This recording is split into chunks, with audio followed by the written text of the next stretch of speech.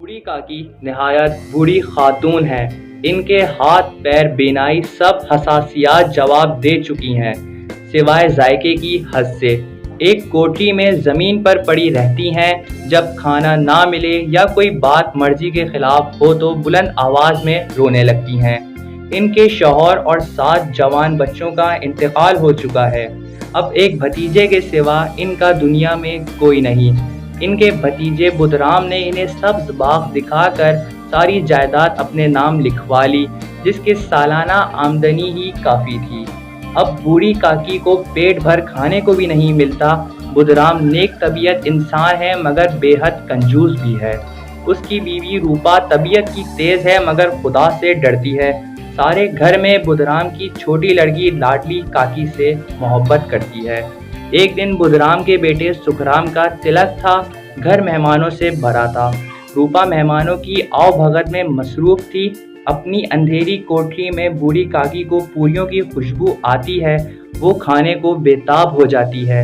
वो हाथों के बल खिसकती हुई मुश्किल से कड़ाह के पास पहुंचती है, जहां पूरियां तली जा रही थीं।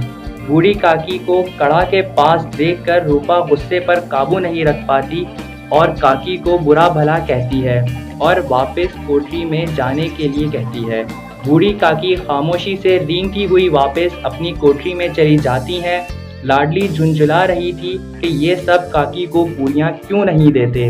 वो अपने हिस्से की पूरियां नहीं खाती बल्कि छुपा कर रख देती है। रात जब सब सो रहे होते हैं, लाडली पूरियां लेकर बूढ़ी काकी को देती है, मगर बूढ़ी काकी का पेट नहीं भरता।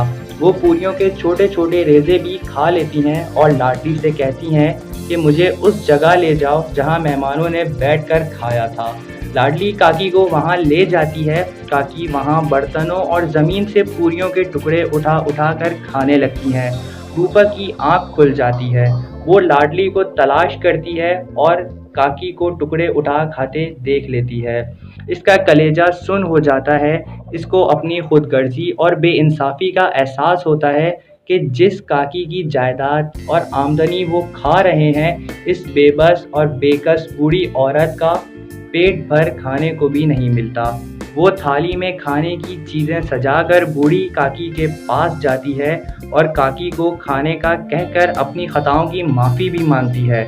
काकी भी इसको दिल से दुआएं देती हैं और माफ़ भी कर देती हैं।